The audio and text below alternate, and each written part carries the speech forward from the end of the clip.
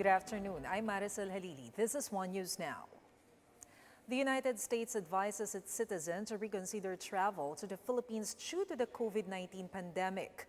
The Centers for Disease Control and Prevention has issued a Level 3 travel health notice for the Philippines due to the pandemic. Meanwhile, the U.S. has also issued a Level 4 or Do Not Travel advisory over some parts of the country, particularly Sulu, Marawi, and some other areas in Mindanao. The State Department said the Level 4 advisory was issued due to crime, terrorism, civil unrest, and kidnapping in these areas. The municipality of Pateros has now required wearing of face shields in public places. To give us more details, we have News 5's Camille Samonte reporting live from Pateros. Camille, how's the demand for face shields in Pateros now? Maricel, the demand for face shields are now in high demand after Pateros required residents to wear face shields in public establishments.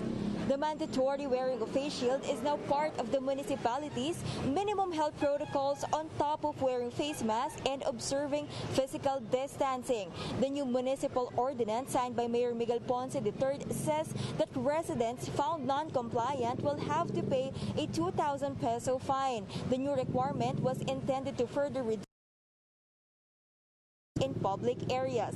Even those from outside the municipality are also required to wear face shields before they can enter Pateros. This includes delivery courier services and tricycle drivers.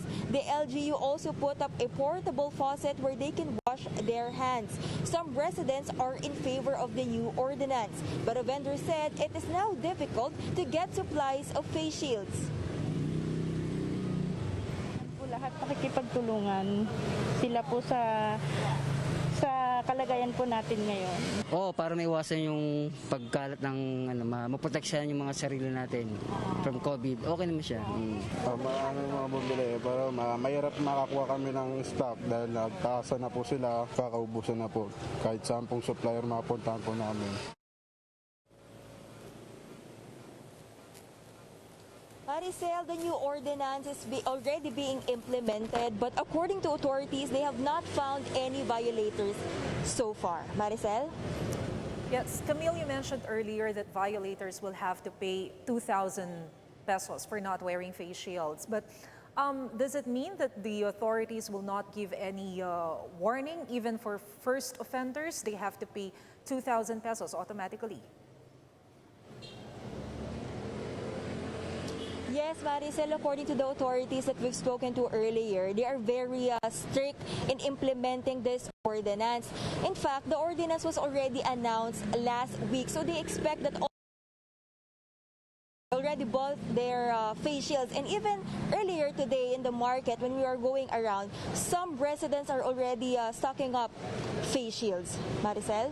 But will the local government of Pateros give assistance to their residents in terms of acquiring face shields, considering that, well, we're still in MECQ, so obviously some of the residents are still having difficulties in looking for stable jobs and income?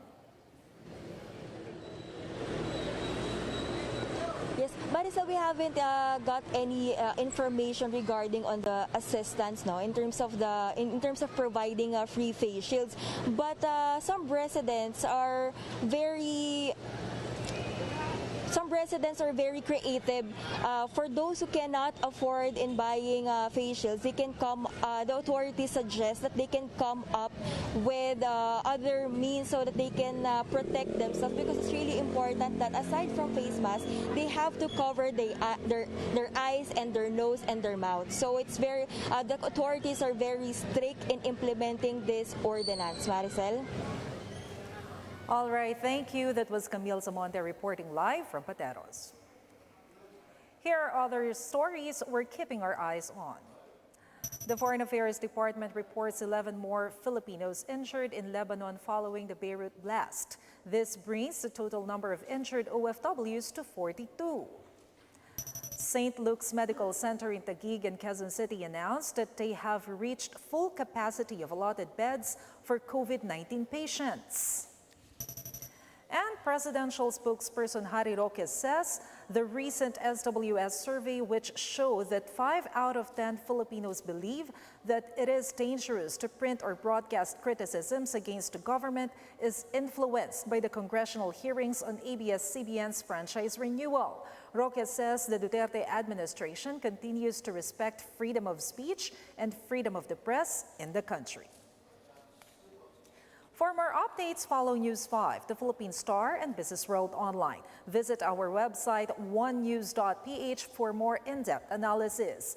You can also catch One News on the Signal Play app. Register for a free account now at www.signalplay.com and stream One News live anytime, anywhere. I'm Maricel Halili. We are One News.